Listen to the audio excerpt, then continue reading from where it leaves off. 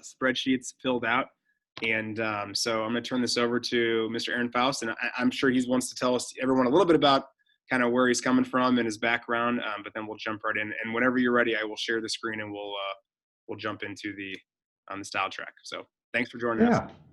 No, thanks. Like I said, this is my third year in a row helping out with the Catalyst program, and it's exciting to be here and to work with you guys. I think this is a great program, and I think you're wise to have selected this, and I think it's going to help you a lot, both in college and professionally as well. Once you finish your schooling and are out in the world working. My background is I'm an industrial and organizational psychologist. Business and psychology as an undergrad, and then went to grad school and studied I&O psychology. Got a degree in that. And part of what that's all about is the psychology of people at work. And so if you think of human resources, it's recruiting and selecting the right people into an organization. It's helping to shape the culture of an organization. It's helping to train and develop people, helping to make people feel like they're engaged and they're enthusiastic and willing and desiring to perform for the organization because it meets their own needs as well as the organization's needs. So part of the broader field of IO psychology is looking into personality and the impact that has. And that's why, when Justin and I originally talked about this, this is something that you probably aren't. I was never exposed to this until I was in grad school, and the sooner you can be aware of this, and the more it's going to help you. And we're not going to try to make you junior psychologist here, or you're not going to be able to analyze anybody or do that. But the intent here is so you can understand a little bit about yourself, but also understand others and where they're coming from and how to interact with them and how to relate to them. And the more you can understand that and incorporate that into what you're doing, the better and more effective you'll be as a performer, as a leader, as a colleague and coworker, so a teammate. So that's what this is all about. Did everyone complete the instrument? The spreadsheets, I assume that's what you were talking about. Everyone got that thumbs up. Okay, good. On the scoring of that, I'm not sure what I gave Justin or how that worked out, but if you pull out that scoring guide or the spreadsheet part of it, Justin, did you have it in columns the way it was set up on the Word document? Yeah, and I'll go ahead and share this is what they got, this spreadsheet. Okay, good. So category 1, do you guys have that in front of you, each of you, for yourselves? Let me share the right screen, by the way. No, that looked good. Those are my numbers, though. I don't want them to know. Okay. On my There we go. So I want you to write these terms down, because I'm going to be throwing some terms out at you during the course of our session. And you've got scores in all 4 of these dimensions. Category 1, the first category, is what's called a commander. So write that in there, write that somewhere. Category 2 is called a performer. And these are just different dimensions of personality. And I'll explain how we arrived at this once we get into the presentation. Category 3, write adapter. And then category 4, write analyst.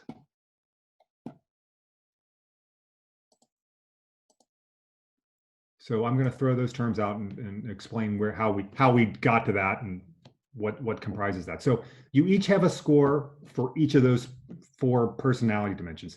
This instrument is very similar. This is very similar to what called social styles. We call it StyleTrac, and this was developed when I worked at Aetna like 25 years ago. But it's a derivative of a thing called StyleTrac. There's a derivative of one called DISC, D-I-S-C. So you may see one of those in college and grad school, at your job. Realize it's almost the same thing. They use different terminologies. There were some different questions, but it's getting at the same point. Justin, if you want to go ahead and open up the presentation deck, we can start working through that.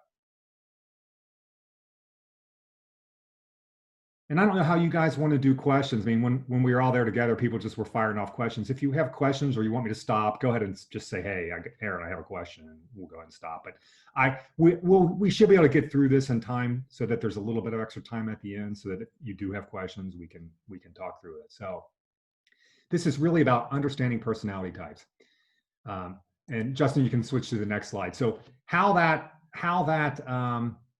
those four dimensions were created were these two different dimensions actually form the four types of personality. So the vertical dimension, the one that's there in blue, we call it a reveal dimension. So it's the tendency for you as a person to want to reveal things about yourself. So there's low reveal, where you have more control over the information about yourself at the top, and the continuum there is high reveal at the bottom. So that's, hey, you're happy to tell people about yourselves, and you volunteer stuff to your friends and family, and even people that you meet, just to let you know. This dimension sounds like introversion and extroversion, but it's not. It's two different things. This is more about your comfort and your willingness to reveal information about yourself is what I want you to think about there. So low is up top, high is at the bottom. The horizontal axis, the one in green, is more of how you think about things, or if you think about things versus it's your proclivity for action, really. So on the left, you see think ask as the dimension. So when something's happening, are you more likely to think about it and want to ask questions to learn more about it? Or on the other side, it's a tell do. Are you more likely to just do something, or to start telling how, hey, we should do this, or we should do that, or I want to do this? So those are the two dimensions. And the next slide shows where these personality types fit in. So again, low reveal on the top, high reveal at the bottom, kind of think ask on the left, tell do on the right. And so this is where these dimensions fall in. So the commander, the score that you got in that first column tells what your commander score is. The score in the second column tells what your performer score is. The score in the third column is adapter, and the score in the fourth column is analyst. So everybody that takes these tests, or takes the DISC, or takes the social styles, or takes the Myers-Briggs, you're going to have a score in every dimension. What the scores reflect, though, in terms of for you and for kind of the purpose here, is what's your strongest score? What's your highest score? And what that represents is this is your normal tendency. So we have all these dimensions. Each of us have this. I'm high on the adapter. My highest score is adapter. So, but when necessary, I can kind of take on the role of the analyst and say, hey, we have to look at more data, or hey, we need to think about this a little bit more. But at the same time, I can also, hey, we need to start doing stuff. So let's get moving and kind of be more directive. So what I want you to think about is, what is your highest score of those four columns? Which is your highest? And I'm going to have Justin flip to the next slide. And this is where, Justin, can they do it via Zoom? I want you guys to write your names, or type your names into the category where you have the highest score, and realizing you have scores in all the categories, but which personality trait is your highest score? Now you can stay on this slide. So if you go up to, is this where you go to view options? Yep. Okay. So just to remind everybody, this is how you annotate. So if you have Zoom in the top corner, you can go ahead and hit view and then go to annotate. And this is where you'll be able to type your name. Or if you want to either type your name, or you can try and draw your name. It's probably better just to type. It looks a lot cleaner. Yeah, it defaults to where you just write with your cursor, but yeah, if you just type your name, and I type my name in there too, so you can see where I'm at.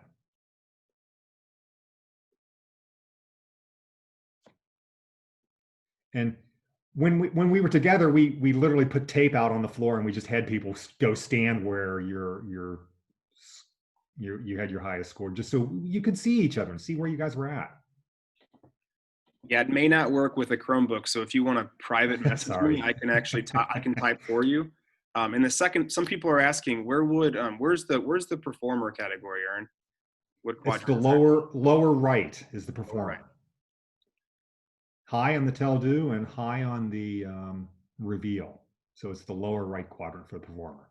So commander's top right, performer, adapter's over on the left, the lower left where I'm at, and then the analyst is on the upper left rather. And part of the importance of seeing this is, if you guys have to work together as a team, whether it's for a Catalyst project, or you're working with other people, sports teams, or other classes or other projects, you don't necessarily want all the same personality types on a team, because they they all have strengths and they all have weaknesses. And to the extent that you can get a balance, you can complement each other and help each other.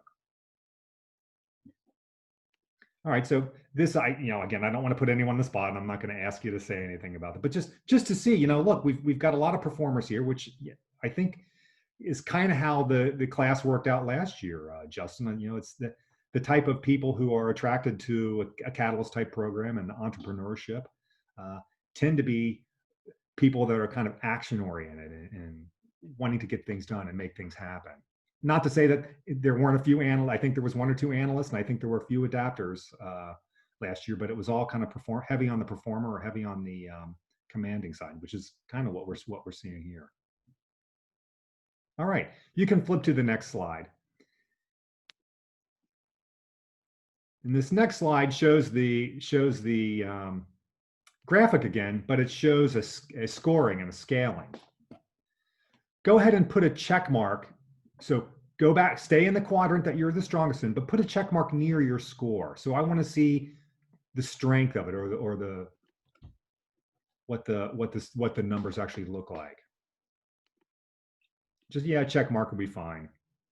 What I want you to see here is, and you might want to think about doing this for yourself later, plot out your 4 scores and just kind of draw a shape around there. And you see that box in the middle there, it's like right around the score of 50 for everything.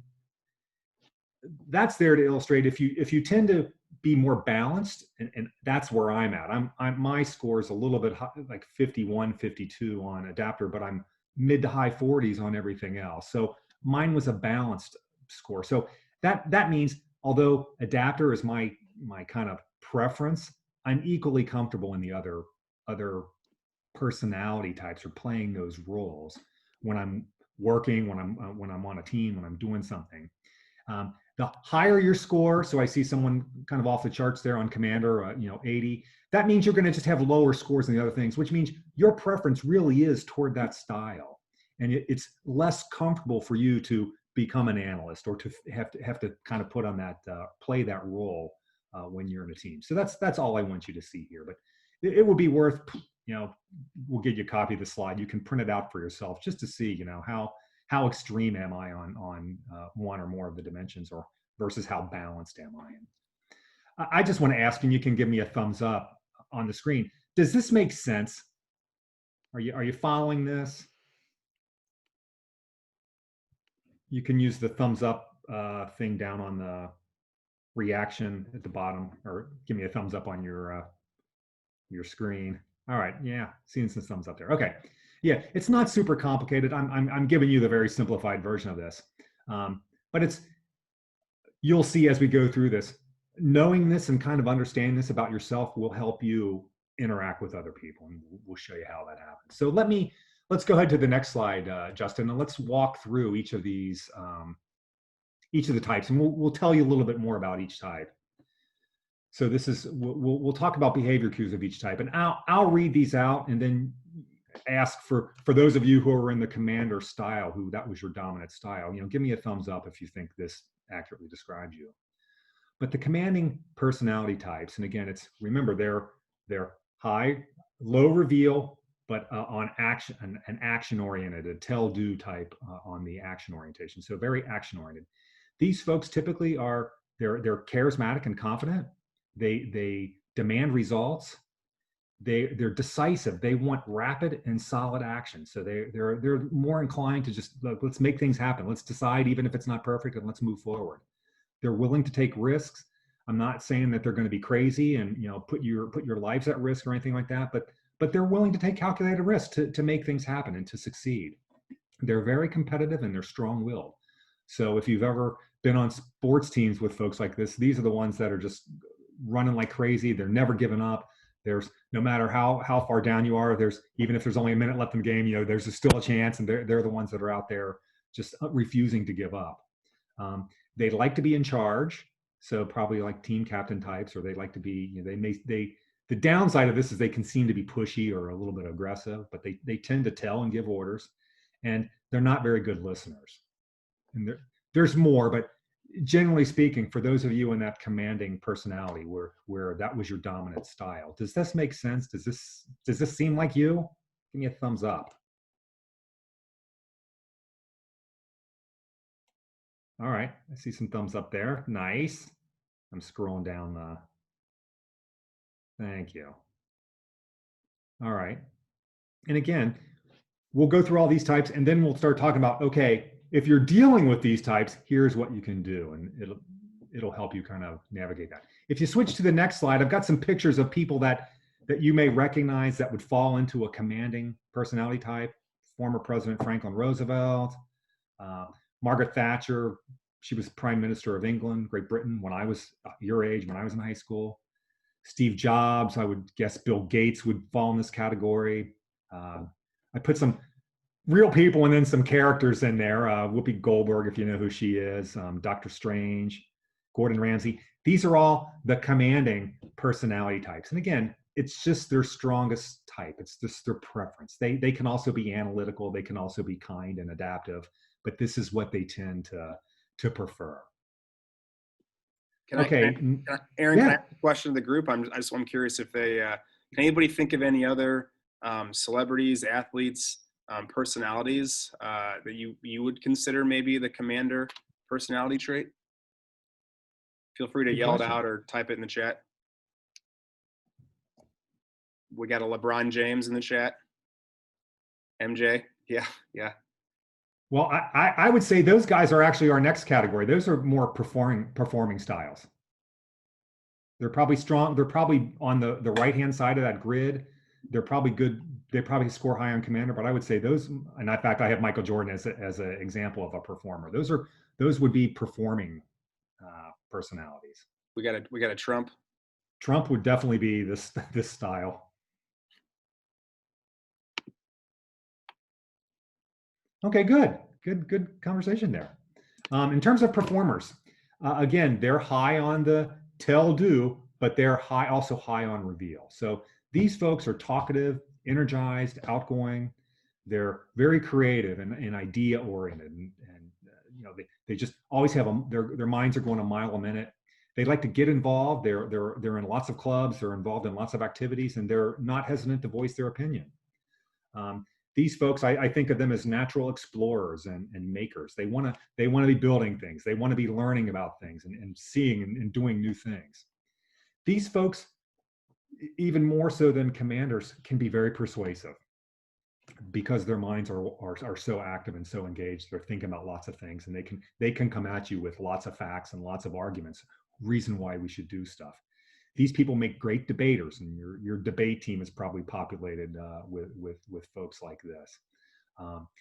These folks tend to produce a lot, but the quality, it's not that it's bad quality or poor. It's just not the superlative quality that other personality types kind of strive for.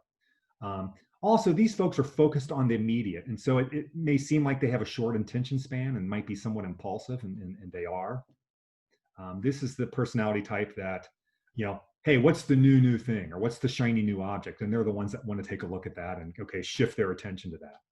These folks also enjoy the spotlight. So it's not like they're seeking attention in a bad way. It's just when they get attention, it makes them feel good, and it reinforces kind of who they are and what they want to do. So recognition, attention, is something that pleases them.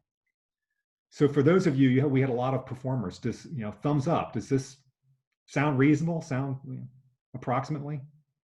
All right. All right, good.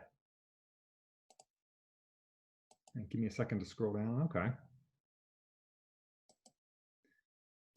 All right, good.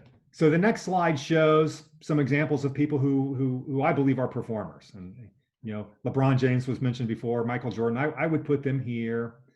The character Penny from Big Bang Theory, I would put her in this category. Bear Grylls, that kind of crazy guy that survives out in the wild with other people. I put some fictional characters in there: Captain Marvel, Dr. Indiana Jones, Jessica Jones. And to Justin's question, who else could you think of that would fit into a performer category? And it could be your friends, it could be people that you know at school, people that you know from your jobs, or celebrities. So in the chat, we've got Post Malone. Okay. We have Bernie Sanders. we have a Mr. H. I do think of myself as a celebrity, so that this is my highest number too, so that works out pretty well. Yeah, the people that tend to fall into this category are indeed celebrities. It's a lot of actors, movie stars, sports figures. Look, they may seem like they're commanding, but really they're there to perform, and they kind of get off and feel really good when when they have a great game, or when they have lots of assists, or when the team's winning. So that's, you could almost put any famous movie star or sports figure in this category. Okay, the adapters. This is what my strength is, and the people that I've encountered that have this, they're easily recognizable. But these are the people that are just popular all around. Everyone likes these folks because they're warm and approachable. They tend to avoid conflicts and arguments, so they'll try to figure out how, if there's a conflict, if there's a disagreement, how do I help resolve this, or how do I help the people that are involved in this argument resolve it? So they're the ones that seem to be like, man, they're solving problems, they're helping us figure things out. They're very supportive. They have a lot of patience, although I'm not sure I have lots of patience. And typically they're good listeners, which I am. And again, remember where they're at in the quadrant. They're in the lower left, so they're reveal, so they're willing to express themselves and tell others about themselves, but they're also on that think and ask vertical axis over on the left hand side, as opposed to a tell do. These folks are loyal and honest.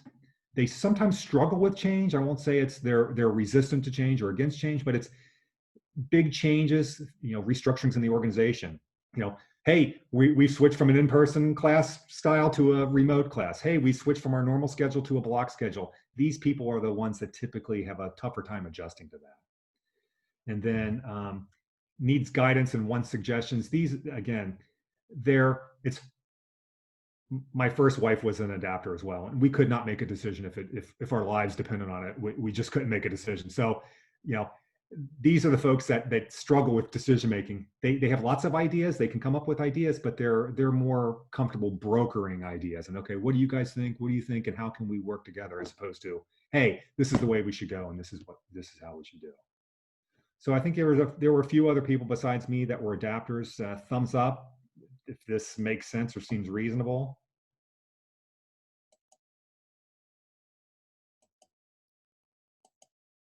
All right, good. Disha, nice.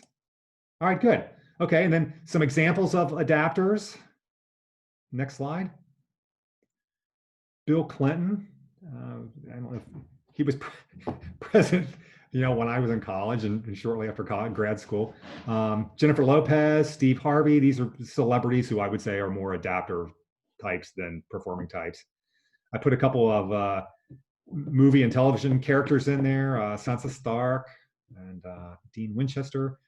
Taylor Swift, the singer, songwriter, performer, would fall in this category.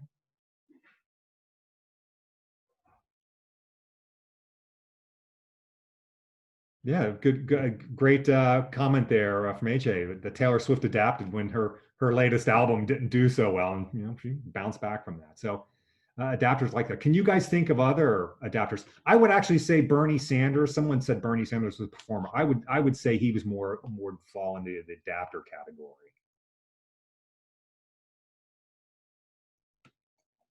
Other thoughts about potential adapters out there?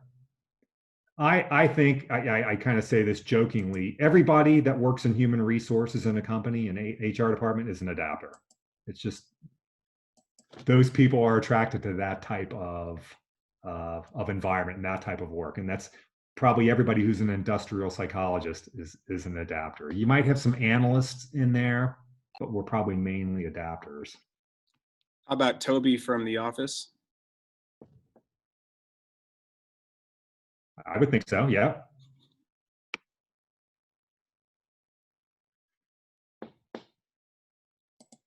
Okay, let's go on to our analytical. Analysts are conservative. I don't mean conservative in a political standpoint. It's just they're risk averse. They're less likely to take risks. They really want to know what the data say before they jump and make any kind of decisions or conclusions.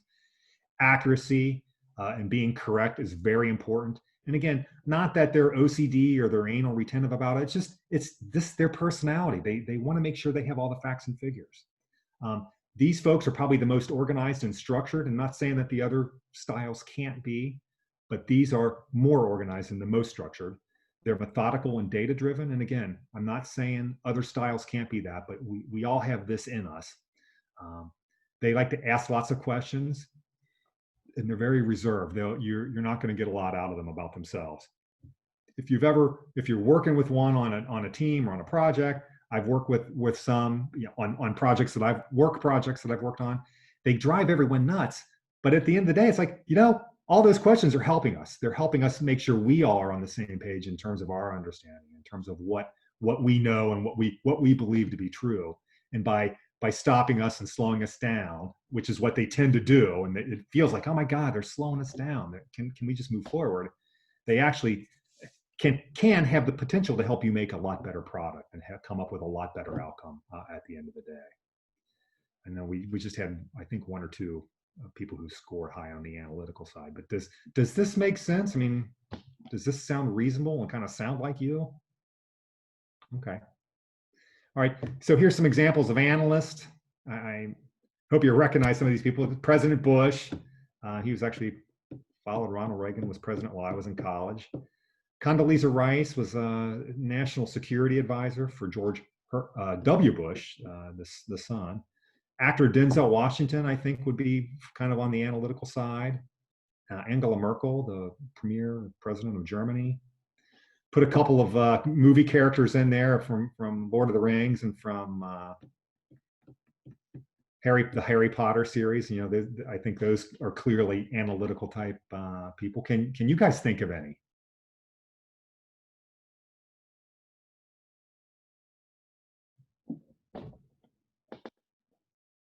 Any teachers that you know that would fall into this category? You could even maybe think of like what type of class someone might teach if they were, or maybe what job someone might have. If they were an analytical person, what kind of class would they teach? What kind of field would they be in? I know a lot of my science teachers are. Yep. I would think your science and math teachers would be not exclusively, but heavily leaning toward this. I feel like Miss Jones could kind of be classified as an analyst. Yeah. A sports analyst would absolutely fall into this category. Ms. Jones, do you agree that you are maybe an analyst as well? She's on here somewhere, but she's No, like, I don't Don't think see I it? fall in the performer commander. That's fine.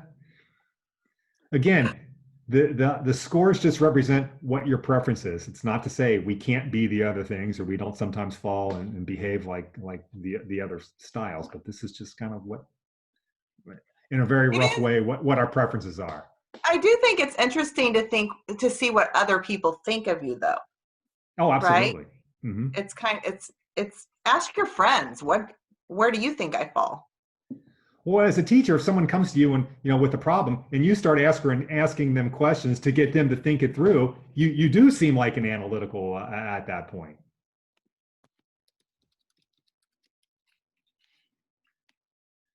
could I All right. Aaron, can I really quickly do something? I'm going to post something in the chat. This is just for like the students that logged in later on, just in case they can. Hopefully, they have their spreadsheet up, and I'm just going to throw in here what the 4 categories mean again, just so everyone can be like, oh, that's where I am. Like we had some late questions from Ladue. So yeah, thanks. Thanks for thinking. And actually, if we have time, maybe we could at some point go back to that quadrant and have them do the check marks again, just as the whole group. Sure, absolutely. Yeah, welcome folks from Ladue and other schools. Glad you guys could join us. Welcome. All right, if the next slide, we're going to get into the desired behaviors of these types. So these are like this little dog that's having a good time. These are the things that make us feel good and that we want based on our personality. So if you take to the next slide for the commanders, if you're interacting with a commander, what commanders really want is have your act together. We want, we like competence. We feel like we're competent and we like others to be competent that we're working with.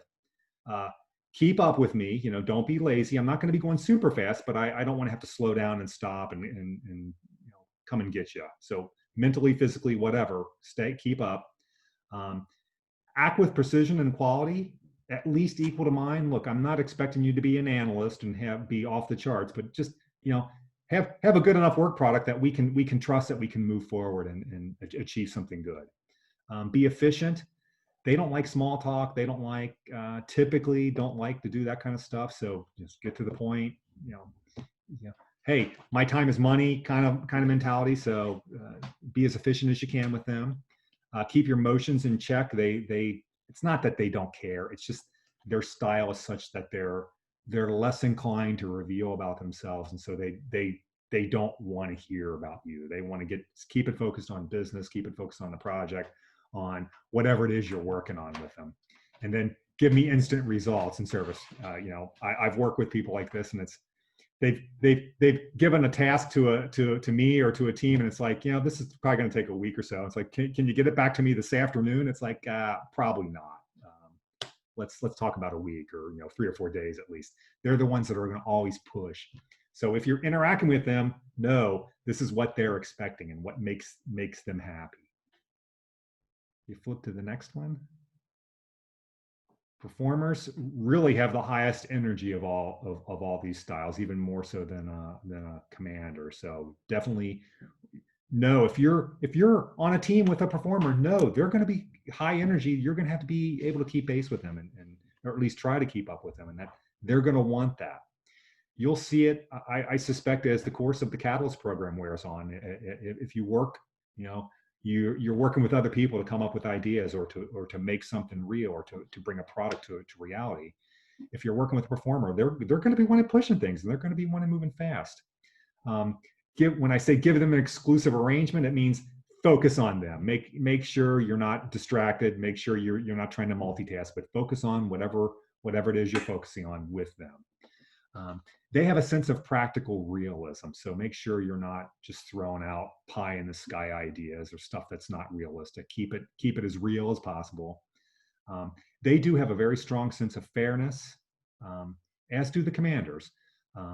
So it's kind of a do unto others attitude. But one of the downsides of the performers is they can kid around, but if you say something negative about them, they're going to say something negative about you. And it's not that they're attacking you personally or that they're angry or mad with you. They just, hey, turn around is fair play as far as they're concerned. So they can come off as a little bit aggressive that way, especially if the haggling and the harassment gets a little negative. These folks are the ones that are going to color outside the line. So if there's parameters that the teachers have placed on you for a project or for an assignment, these are the ones that are, hey, okay, we can go outside of that a little bit. It'll be okay. And that's what they like.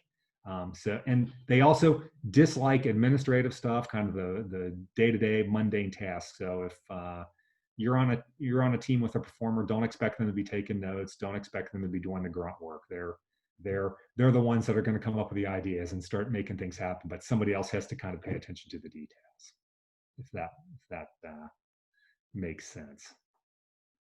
The next adapter, again, we talked about how amiable they are and how kind of pleasant they are. Make suggestions.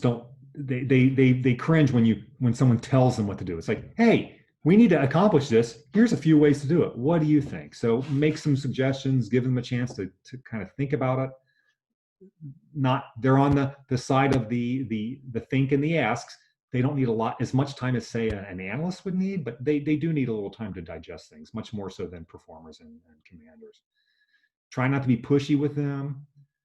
Be likable and show that you like them. Stop by and visit on occasion. The performers and commanders, you don't necessarily need to pay them social calls. These folks, you definitely want to be friends with them. And when I see our HR people in the hall, or I see them sitting down in the cafeteria, I go over and sit with them just to chat, just to catch up and see how they're doing and let them know how I'm doing, because that's what they like. And then give them an out. They can make decisions, but they prefer not to, or they prefer not to feel like they're being pressured into a decision. So, hey, look, here's one way to do it, but what do you think? Or here's, if it was my choice, it was up to me, this is what I would do, but what do you think? So give them a way to kind of come to the conclusion to themselves without having to feel like they're being forced into it. So this is what makes the adapters feel good and makes them work most effectively. And then next slide is the analyst. So for an analyst, expect they're not going to be making anything, nothing's going to happen fast with them. And fast is relatively speaking. Look, it might be, hey, we need to make a decision right now, but give them another hour or two, or it might be a day, or we might be talking, come back in a week.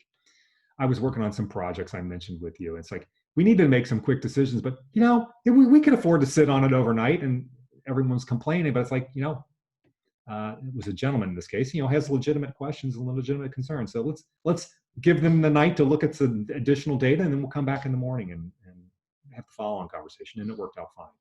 They're going to want as much data as they can get. Again, sometimes they can get bogged down into paralysis through analysis. So they need help. They need the other personality styles to say, hey, okay, we have enough data. We're not, depending on what you're doing, it doesn't have to be perfect. It's got to be good enough. Don't let perfection become the enemy of good enough. These folks definitely will not talk about feelings, and they really don't want to hear what you think or feel in terms of how you are in terms of feeling. They definitely want to ponder things. They need time to digest what's being presented, as do the adapters. And they also want to make sure they've got the latest and greatest in terms of information. So let me stop there. I've thrown a lot of information out at you. Does anybody have any questions? You can ask or put it in the chat.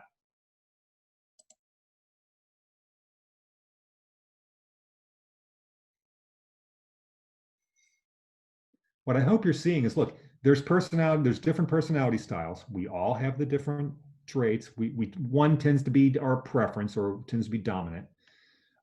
With those personality styles comes behaviors that we typically exhibit or that we like people when they're interacting with us. What we're going to talk about next is in terms of communication with different people.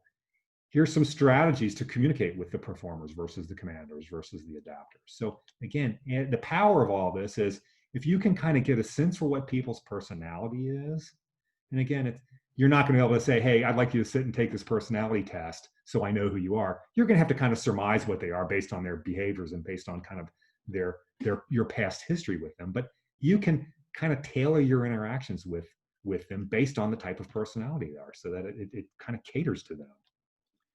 Justin, I didn't see any. Yeah, go ahead. I was gonna say, at this point, do you mind if we go back to that real quick analyst, commander, adapter, performer quadrant, just so the other half that wasn't here, they can really quickly add their stamp. So this last part, they can kind of like really visualize where are they.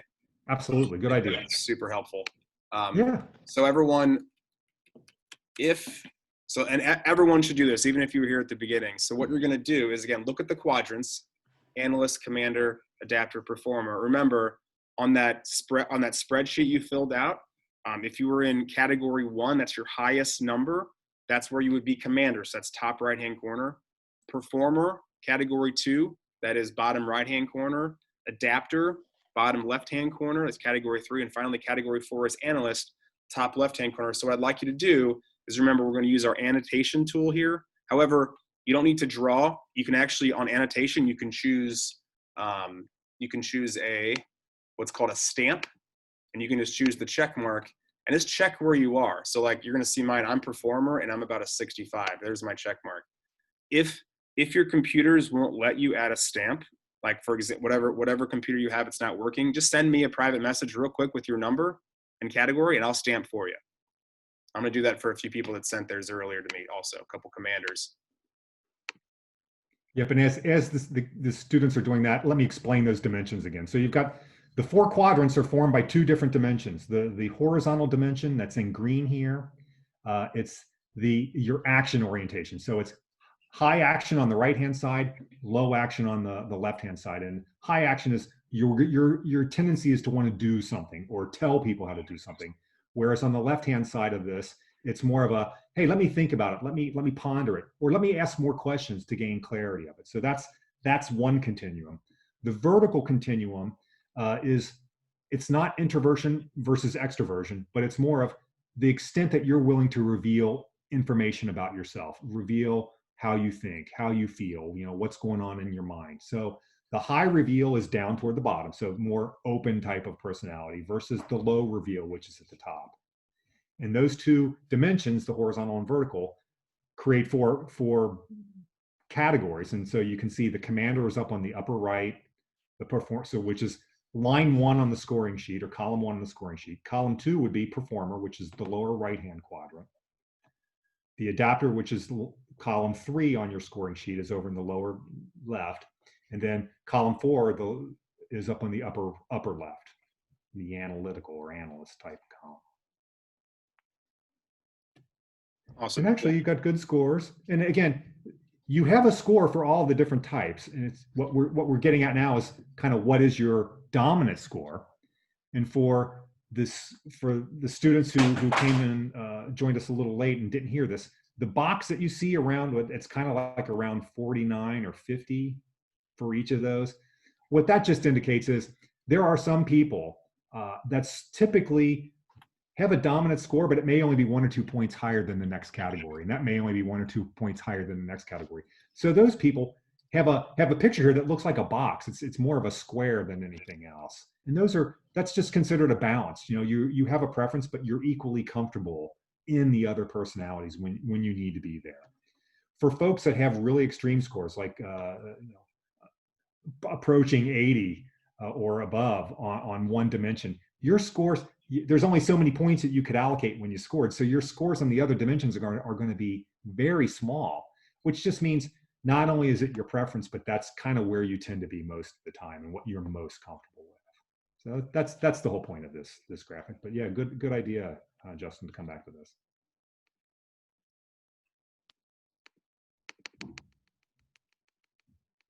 So we're now going to start with communication strategies. As you're interacting with each other, as you're interacting with your teachers, as you're interacting with your friends or your family, here's some suggestions for interacting with the different types. And think about your parents, think about your siblings. What type are they? So if you're interacting with a commander, look, pick up your pace, keep it up. They don't like to dilly-dally. They get to the point and tell me what you want to know.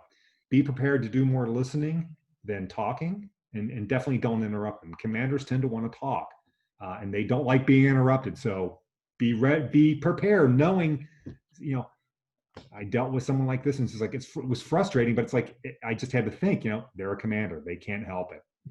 Let me, when I'm dealing with them, I know I gotta zip my mouth and be prepared not to talk as much as I normally do, and I can talk a lot sometimes. Present options and choices.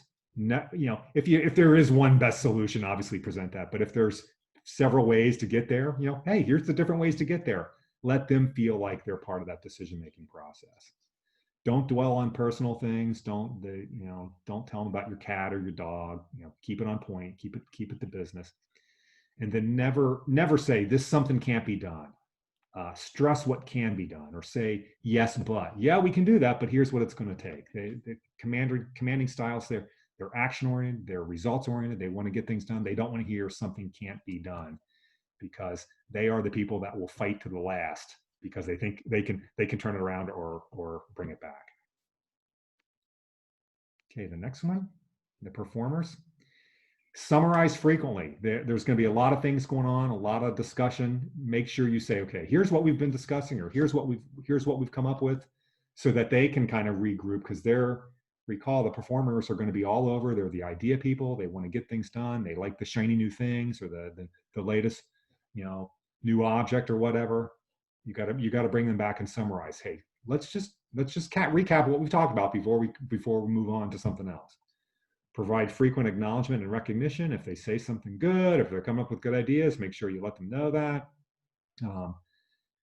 Assure them that they will not have to do any grunt work, because they absolutely do not want to do any grunt work. Although, again, depending on your team and how many people, sometimes they may have to suck it up and do it, and it is what it is. But generally speaking, they don't like to do that.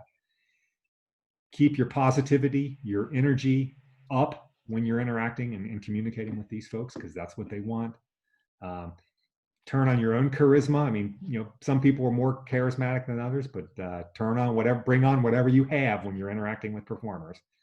And then compliment them, reinforce them, reward them, stroke them, emphasize that they're on the right track, they're performing. For the adapters, look, don't ever jump into business with them.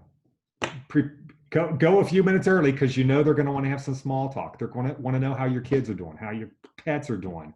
They're going to want to talk about the weather.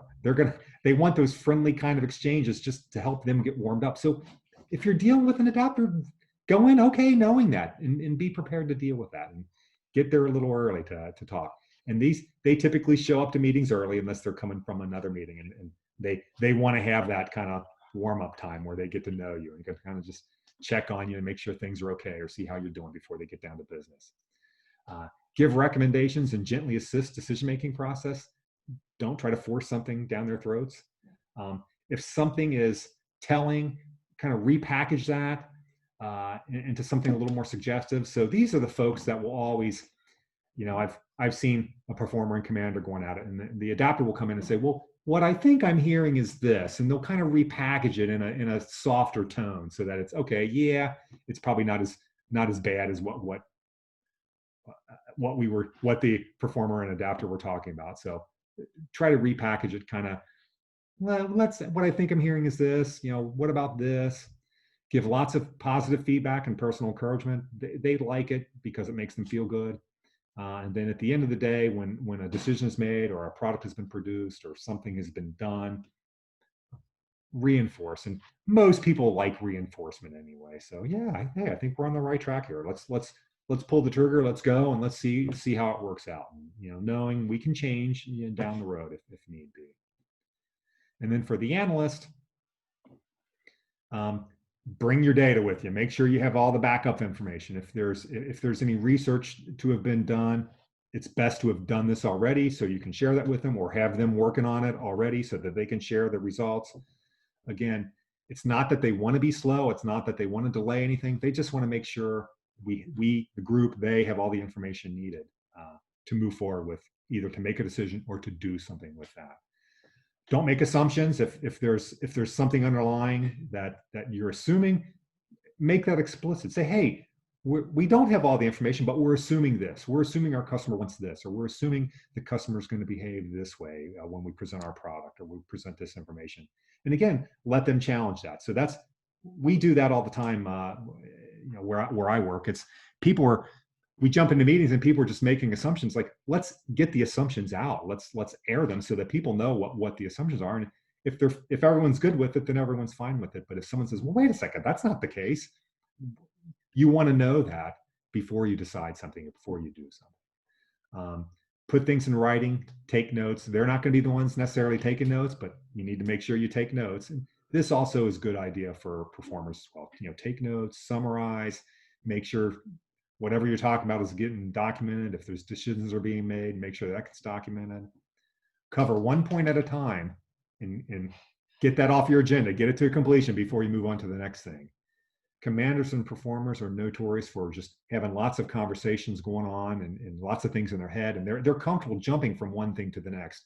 Analysts, let's pick one topic, let's work that, and let's get some finality to that before we move on to the next topic or then the next thing. Don't crowd the agenda. Don't try to come in thinking we're going to get 20 things knocked out in this 5-minute meeting. What are the 1 or 2 or 3 things that we absolutely need to get done? Let's get it done, and depending on the time frame that you have and how much time it will take, because they're going to be asking questions. They're going to want to slow things down. So don't try to put too much onto the agenda when you're dealing with them. Expect questions, which is fine. Asking questions helps everyone, brings everyone to clarity. So when in meetings that I'm leading, I say, if you have a question, ask, because probably someone else has that same question too. So if you have a question, let's ask. Let's make sure everyone's clear, and then initiate follow-up or ask for next steps. So, hey, we've discussed this, we've decided this, who's going to do what moving forward and by what time frame. The commanders and the performers are going to be already, yep, I'll handle that, I'll do it. But the analysts, make sure they know who's going to be doing what and what they have to do, if anything, to take the next steps or to take action. I'll stop it there, Justin, and see if anybody has any questions, any thoughts.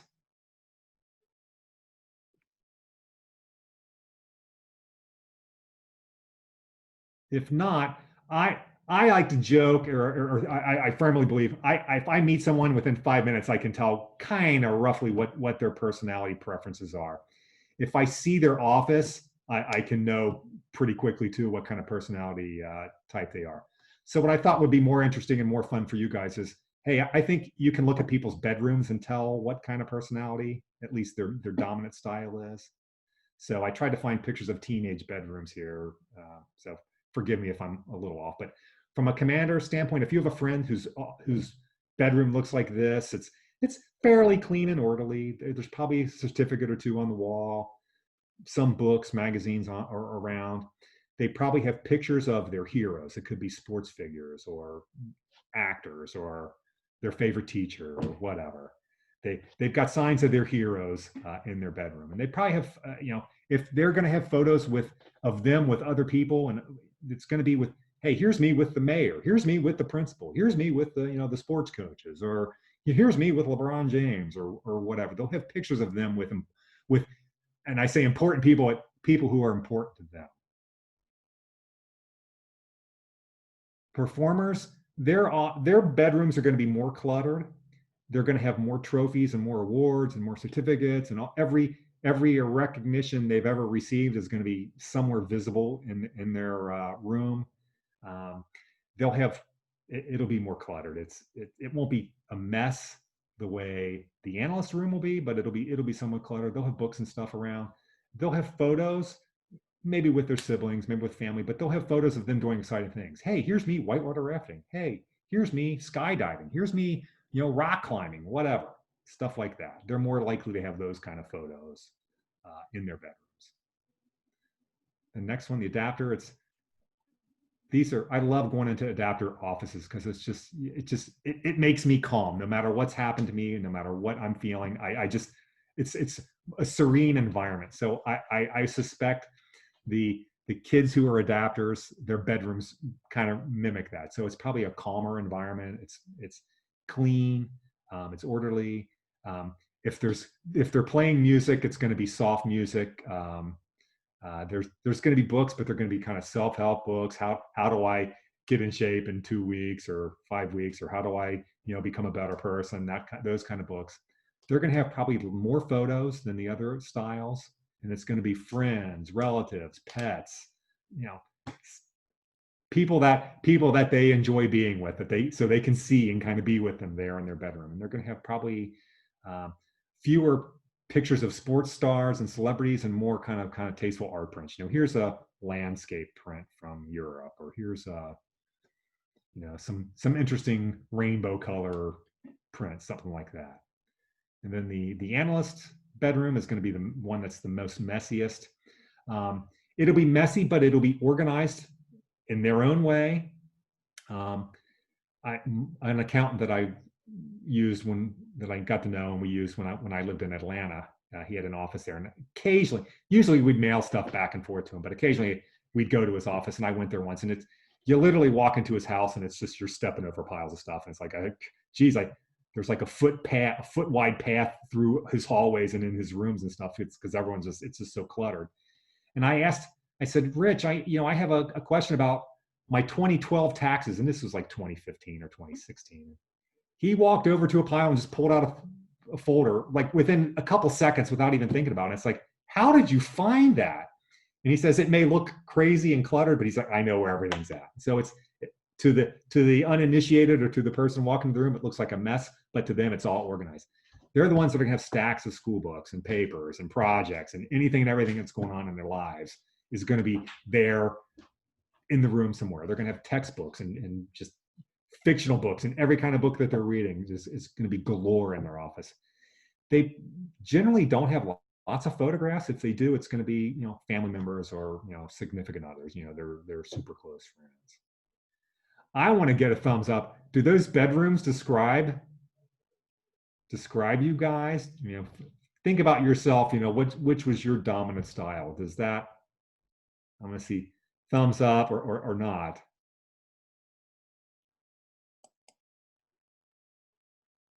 Okay, kind of. I see some people kind of giving a kind. Okay, that's fair. A few thumbs up, a few kindness.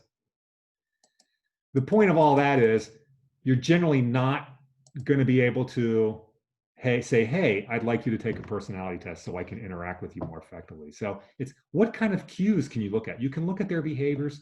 You can look at their bedroom. You can look at their office if they have an office. But there's different ways to assess what kind of personality you're dealing with, so that you can in turn deal with them more effectively. So we have a few minutes left, just a few. Anybody have any questions or any thoughts about this that I can try to entertain? And then Justin, did we do a poll? Yeah, so we're going to do a poll here in a second. And in fact, let's take our pick quick. We got to take I took a couple other pictures of the information kind of coming through, and people giving thumbs up and their ratings and things like that. But yeah, if you want to fix your hair real quick, we're going to take a real quick group pick. Aaron, I can't thank you enough for coming in. This is a lot of information, so I'm sure a lot of the students are just kind of like processing it. But I'm going to share this presentation with them so they can, look at this and maybe take some of these pointers, moving forward with people that they work with. Sounds good. And if you want me to come back for a follow-up session, I'm happy to do so. Awesome. All right, so here comes the pick. So everyone put their best faces on in 3, 2, 1. All right, looking sharp. Very good. So I'm going to go ahead and send out this poll to everyone. It's a real simple poll. Basically, just to get some feedback as far as, information that you learned today. It's going to be a ranking of 1 through 5. 5 is super helpful. 1 is not very helpful, and then obviously in between. So let's see how this goes. This is one of my first polls. Everyone getting the poll? Okay. Yep, So we can see it. very great. All right.